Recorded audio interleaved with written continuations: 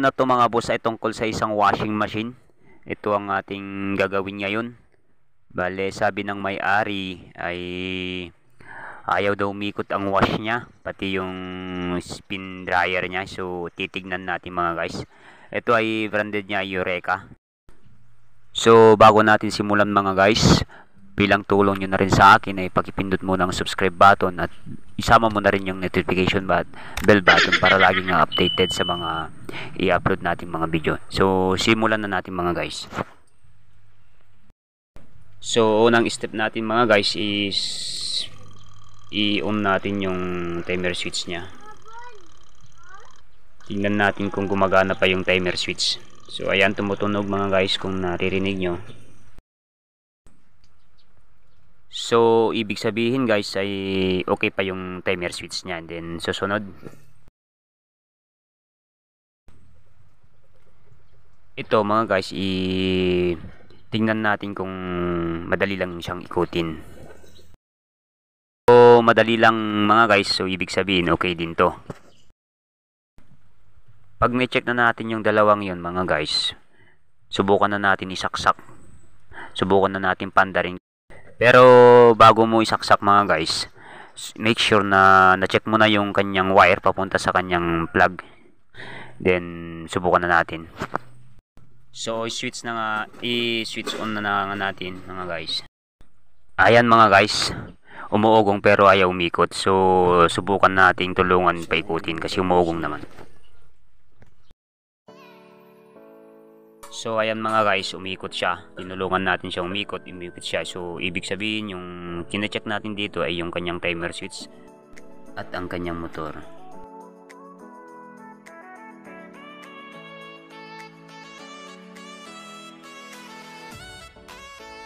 Kita natin mga guys na okay yung forward at saka reverse ng ating motor.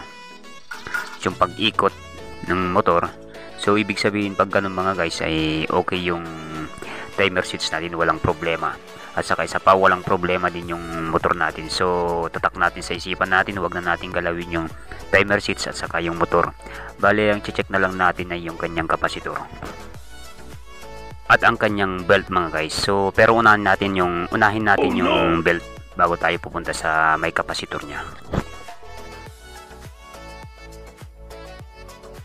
Lang natin ang kanyang likod mga guys. Tingnan natin yung kanyang belt kung maluwag na.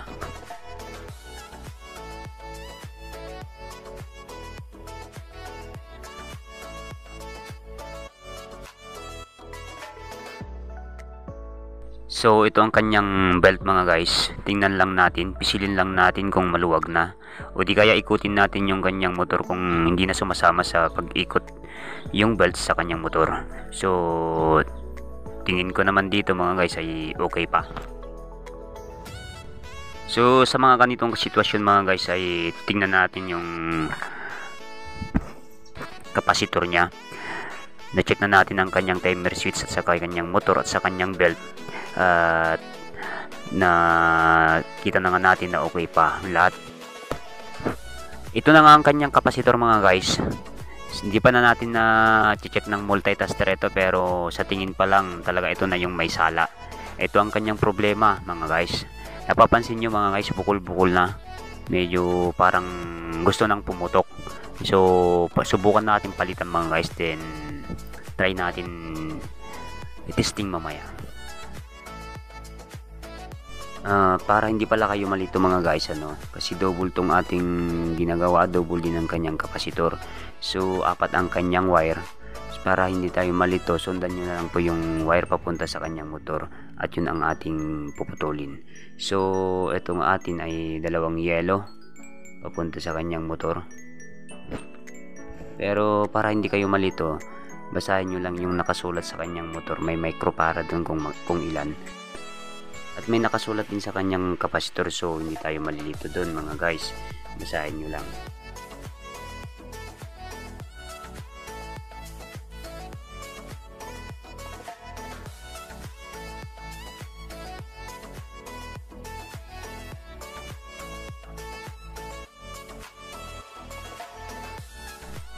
Dagdag ko na rin mga boss Pagka nagpuputol tayo ng ganito papunta sa kanyang nagpuputol tayo ng galing sa kapasitor, wag po natin hawakan tong ating wire, kanyang wire, kasi may kuryente po dito. Kahit hindi nakasaksak, may kuryente ito.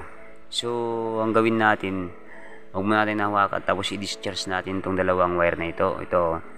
Tapos pagdikitin lang natin yan, i-discharge natin yan mga boss. So pagkatapos natin i-discharge, pwede na siyang hawakan.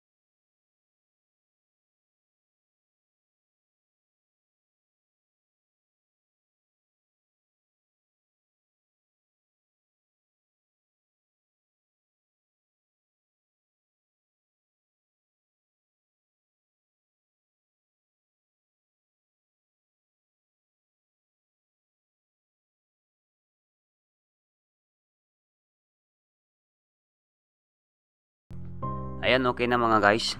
Hindi na pala tayo gumamit ng multitester mga guys, kasi depende sa ating,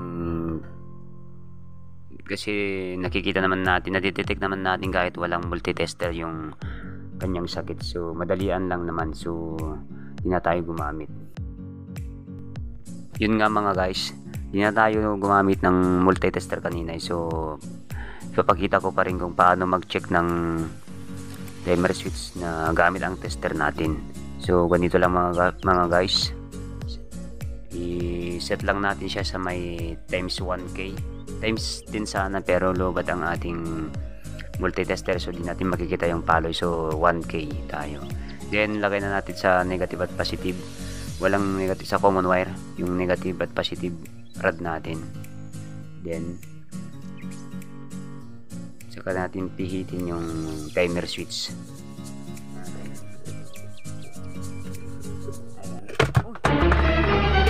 Oh no!